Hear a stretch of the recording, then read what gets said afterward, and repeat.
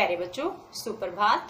आज हम 8th class में हिंदी में पाठ नंबर 8 जिसका नाम है सुरक्षा कवच, इसको कंटिन्यू करते हैं। इसको बहुत अच्छे से हम पढ़ेंगे, समझेंगे, याद करेंगे और इसके जो क्वेश्चन आंसर हैं वो बहुत अच्छे से लिखेंगे। तो प्यारे बच्चों, जैसे कि आपको पता है हमारा जो पाठ नंबर 8 जिसका नाम है सुरक्षा कवच, ये किस पर आधारित है? यह ओजोन परत पर आधारित है, जिसके लेखक है श्री देवेंद्र मेवाड़ी। इन्होंने ये वैज्ञानिक थे और इन्होंने ओजोन परत जो समस्या है इसको बहुत गहराई से अध्ययन करके एक पाठ के माध्यम से हमें बताया है। और ये जो पाठ है बेटे, ये पत्र विधा में है। पत्र जैसे हम लिखते हैं तो ऐसे ही इन्होंने पत्र लिखा। एक लड़की जिसका नाम था पल्लवी, पल्लवी के पास पत्र लिखकर इन्होंने पूरे वायुमंडल को समझाया, ओजोन परत क्या होती है इसको समझाया, और सूर्य की जो किरणें होती हैं जिनको पराबैंगनी किरणें कहते हैं, ये क्या होती हैं। इस पूरे पाठ में इन्होंने बहुत अच्छे से हमें ये सारी बातें समझाई हैं। इन्होंने बताया कि जो सूर्य की पराबैंगनी किरणें अगर सीधे वो धरती पर आ जाएं तो हमारी धरती नष्ट हो जाएगी, लोगों की जो त्वचा है वह गल जाएगी, शरीर गल जाएगा और उनको कैंसर भी हो सकता है, स्किन कैंसर भी हो सकता है। जीव जंतु मर जाएंगे, पेड़ पौधे सूख जाएंगे, पेड़ पौधे नहीं होंगे तो बारिश नहीं होगी, बारिश नहीं होगी तो हमारा जीवन अस्त व्यस्त हो जाएगा। इसके साथ इन्होंने बताया कि जो हवाई जहाज होते हैं, इन जब ये उड़ते हैं तो इनमें से एक गैस रूपी एक धुआं निकलता है। ये ओजोन परत में छेद करने का मुख्य कारण माना गया है।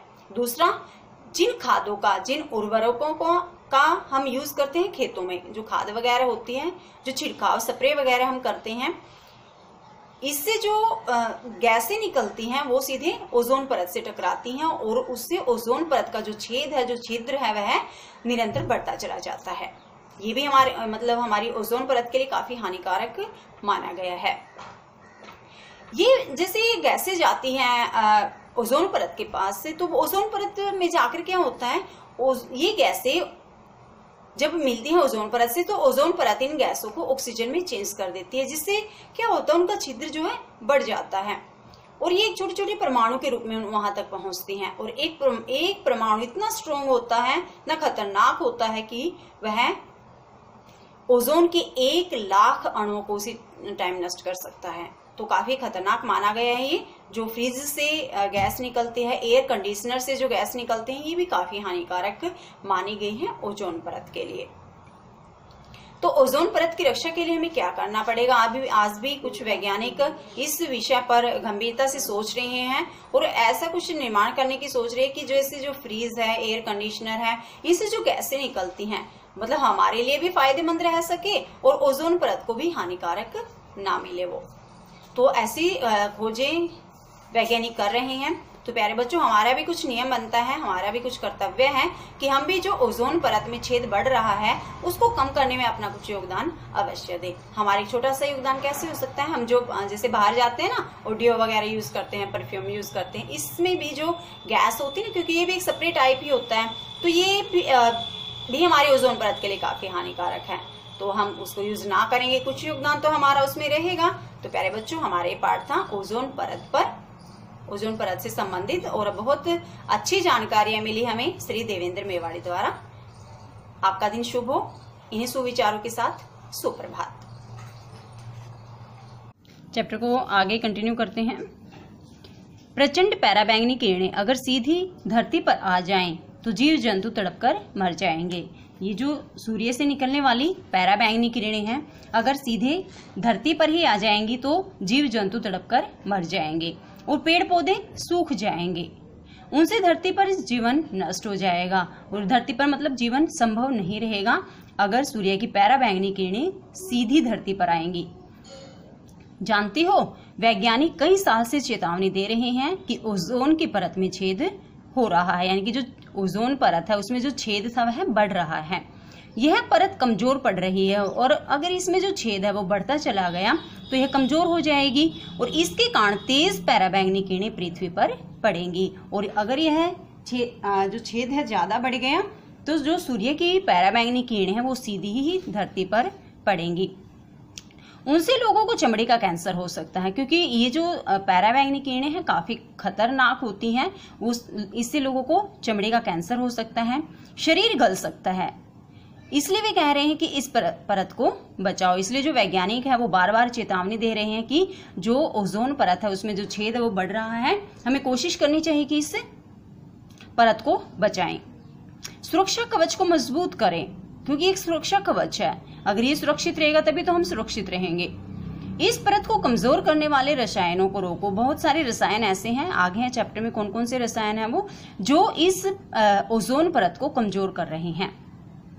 रसायन पढ़कर तुम जरूर चौंक जाओगी, और जो मैं रसायन तुम्हें बताऊंगा उसको पढ़कर तुम जरूर हैरान रह जाओगी, सोचोगी आखिर ये कौन से रसायन हैं। तो जैसे लेखक देवेंद्र मेवाड़ी जी अपनी पोती पल्लवी को बता रही हैं सारी बातें, इसलिए उन्होंने कहा कि अगर मैं तुम्हें रसायनों के नाम बताऊंगा तो तुम हैरान रह जाओगी। यह भी बता रहा हूं इन रसायनों को कहते हैं क्लोरोफ्लोरोकार्बन, और इन्होंने बताया कि जो रसायन है जिसके कारण ये ओजोन परत कमजोर हो रही है उन रसायनों को कहते हैं क्लोरोफ्लोरोकार्बन। तुम सोचोगी बाप रे इतना बड़ा नाम, चलो इनका छोटा नाम याद कर लो, CFC, यानी C से क्लोरो, F से फ्लोरो और C से कार्बन, यानी कि इसको CFC भी कहते हैं। इनके अलावा खेतों में जो रासायनिक उर्वरक डालते हैं, उर्वरक होता है खाद, आपको पता है जिससे धान में या गेहूं की खेती होती है उसमें काफी सारे खाद वगैरह डाले जाते हैं, तो वे भी उसी के अंतर्गत आते हैं। और उनसे निकलने वाली नाइट्रोजन ऑक्साइड और हवाई जहाजों से निकलने वाली गैसों का धुआं भी ओजोन की परत को नुकसान करते हैं। यहाँ एक क्या बताया, खेतों में जो उर्वरक यानी कि खेतों में जो खाद डालते हैं वो हानिकारक है। दूसरा जो हवाई जहाज आपने उड़ते हुए देखे, उनके पीछे आपने ये भी देखा होगा उनमें से धुआं सा निकलता है, लेकिन वो एक तरह की गैस का धुआं है, तो वह भी ओजोन परत के लिए काफी नुकसानदायक होता है। पल्लवी, इन रसायनों के कण ऊपर उठकर सीधे ओजोन की परत में पहुंचते हैं, जैसे उर्वरक के कण हैं और जो हवाई जहाजों से जो धुआं निकलता है उसके जो कण है उस कहाँ पहुंचते हैं, सीधे ओजोन की परत में। वहां पैराबैंगनी किरणें इन्हें तोड़कर क्लोरीन के परमाणु बनाती हैं, और जब ये कण ऊपर पहुंचते हैं ना ओजोन परत के पास, तो वे वहां जो पैराबैंगनी किरणें होती है, क्योंकि ओजोन परत पैराबैंगनी किरणों को रोकने में सहायक होती है, तो ये क्या करते हैं, उन पैराबैंगनी किरणों को तोड़कर ना क्लोरीन के परमाणु बना देती हैं, और ये क्लोरीन के परमाणु ओजोन के दुश्मन, और जो क्लोरीन के परमाणु बनाती हैं ना, ये ओजोन के सबसे बड़े दुश्मन माने गए हैं। वे ओजोन को तोड़कर ऑक्सीजन में बदलते रहते हैं। ये क्लोरीन क्या काम करते हैं, ओजोन को तोड़ देते हैं और उसको किस में बदलते हैं, ऑक्सीजन में बदल देते हैं। क्लोरीन का एक परमाणु ओजोन के 1,00,000 अणुओं को तोड़ सकता है, इतना ज्यादा स्ट्रॉन्ग होता है कि जो क्लोरीन का एक परमाणु होता है ना, तो ओजोन के 1,00,000 अणुओं को तोड़ सकता है वो। इस तरह ओजोन की परत कमजोर पड़ती जाती है। जब इतना स्ट्रॉन्ग क्लोरीन उसके पास पहुंचेगा तो ये तो अपने आप ही कमजोर हो जाएगी। और सबसे अधिक नुकसान CFC रसायनों से होता है, यानी कि जो क्लोरोफ्लोरोकार्बन है, इन रसायनों से सबसे ज्यादा नुकसान होता है। तुम सोच रही होगी ये CFC रसायन आखिर हैं क्या और आते कहां से हैं। तो ई से ऊपर जो बातें बताई हैं, जैसे उर्वरक है या हवाई जहाजों से निकलने वाला जो धुआं है, वो तो खतरनाक है ही, लेकिन सबसे ज्यादा खतरनाक माना गया है CFC। ये होते क्या है और कहां से आते हैं, तो समझ लो ये हम मनुष्यों की ही देन है। जो CFC है ये किसकी देन है, मनुष्यों की। हमने अपनी सुख सुविधाएं बढ़ाने के लिए इन्हें स्वयं बनाया है। CFC का निर्माण मनुष्य ने ही किया है। वो क्या होते हैं, हम इन रसायनों से अपने फ्रीज और एयर कंडीशनर चला रहे हैं, यानी जो गैस फ्रीज में यूज होती है और एयर कंडीशनर में, वो सबसे ज्यादा हानिकारक है और वही होती है CFC। हम इन्हीं से इलेक्ट्रॉनिक कलपुर्जों की सफाई कर रहे हैं, और हमारी स्प्रे करने वाली चीजों में भी रसायन होते हैं। वो जो मतलब जो स्प्रे वगैरह होते हैं ना, इसमें भी ये रसायन मिलते हैं, जैसे कि हमारे खुशबूदार डिओ में जो ये सेंट वगैरह परफ्यूम वगैरह होते हैं ना, तो इसमें भी ये CFC होती है। इन रसायनों का उपयोग हम जितना भी कम करेंगे, ओजोन का सुरक्षा कवच उतना ही मजबूत होगा। और यदि जैसे फ्रीज का, एयर कंडीशनर का या डिओ वगैरह का उपयोग हम जितना कम करेंगे उतना ही हमारे लिए फायदेमंद है, क्योंकि इससे क्या होगा, हमारा सुरक्षा कवच उतना ही मजबूत बनेगा। तुम सोचोगी एयर कंडीशनर और फ्रीज कैसे चलेंगे। उनके लिए वैज्ञानिक नए रसायनों की खोज कर रहे हैं, मतलब जो इनमें गैस यूज होती है वो काफी हानिकारक है। तो जो वैज्ञानिक कुछ ऐसे रसायनों की खोज कर रहे हैं जो हमारे लिए हानिकारक भी ना हो और ये एश और फ्रीज के लिए भी फायदेमंद हो। पल्लवी, अब तो दुनिया के सभी देश ओजोन के सुरक्षा कवच को बचाने की कोशिश कर रहे हैं। अब तो दुनिया में जितने भी देश है ना, सभी ये कोशिश कर रहे हैं कि किसी तरह से इस ओजोन को बचाया जा सके ताकि पृथ्वी पर जीवन संकट ना आए, ताकि हमारा जो जीवन है पृथ्वी पर ही संभव है ना, तो वह भी हमारे लिए बचा रहे। अच्छा, ओजोन दिवस तुमने स्कूल में कैसे मनाया? ओजोन दिवस कब मनाया जाता है? 16 सितंबर को। तो इसने पूछा कि पल्लवी, तुमने ओजोन दिवस अपने स्कूल में कैसे मनाया, इस बारे में मुझे अगले पत्र में जरूर लिखना। और प्रश्न हो तो तुम पूछोगी ही, है ना, तुम्हारे प्यारे दादाजी। तो प्यारे बच्चों, ये था हमारा रीडिंग में चैप्टर। नेक्स्ट हमारे कुछ क्वेश्चन है, मौखिक क्वेश्चन।